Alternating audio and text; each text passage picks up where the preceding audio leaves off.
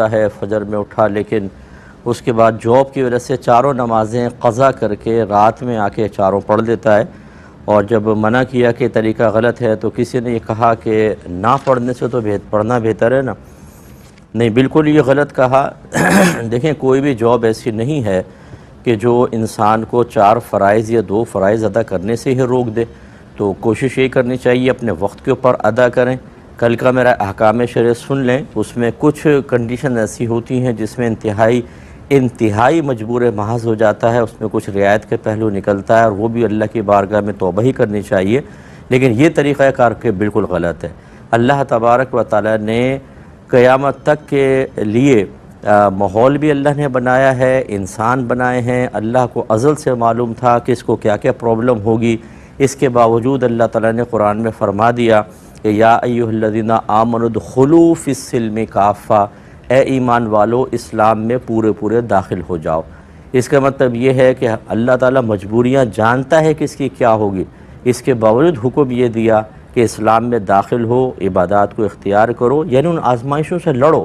نہ یہ کہ ہم آسانی تلاش کر کے دین کے معاملات کو، اللہ کی حکمتوں کو بالکل ایک طرف رکھ کر اپنی سوچ اور عقل کے مطابق عبادات اختیار کریں۔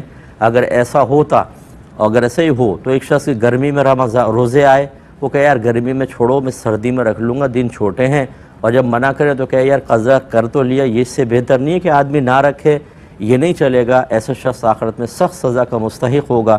اور اگر کسی نے اس کی تائید میں یہ بات کہی ہے کہ نہیں، اس کو کچھ برا نہ کہو، یار نہ پڑھنے سے تو پڑھنا بہتر ہے نا، تو یہ بھی شخص شدید گناہ گار ہوا اور گناہ کبیرہ کا مرتکب ہے۔ اسے بھی اللہ تعالیٰ کی بارگاہ میں توبہ کرنی ہوگی۔ ایک اللہ علیہ وسلم نے ارشاد فرمایا کہ جس نے نماز ختم کی اور پھر اس کے بعد اس نے وضو نہیں توڑا، حدث لاحق نہیں ہوا، اور اس نے کوئی بات وغیرہ نہیں کی، تو جب تک وہاں بیٹھا رہے گا اللہ تبارک و تعالیٰ کے فرشتے اس کے لیے دعائے بخشش اور رحمت کرتے رہیں گے۔ یہ بخاری کی روایت موجود ہے۔ تو یہ ہوتا ہے، اور یہ اہل سنت کی جو مساجد ہیں اس میں زیادہ یہ فضیلت اس لیے حاصل ہو سکتی ہے کہ نماز کے بعد اکثر اجتماعی دعا کا اہتمام ہوتا ہے، یا وہ حضرات جو نماز کے بعد بیٹھ کر اسی جگہ پر کچھ دیر وظائف پڑھتے رہتے ہیں، ان کے لیے بہت بڑی سعادت کی بات ہے کہ وہ جب تک وہاں بیٹھیں گے، جب تک اگر فرض نماز کے بعد اجتماعی دعا کر رہے ہیں، تو رحمت کونین صلی اللہ علیہ وسلم کے فرمان کے مطابق جتنی دیر یہ اپنی دعا کر رہے ہیں اتنی دیر اللہ کے فرشتے ان کے لیے مغفرت اور بخشش کی دعا کر رہے ہوں گے۔ تو یہ تو موجود ہے۔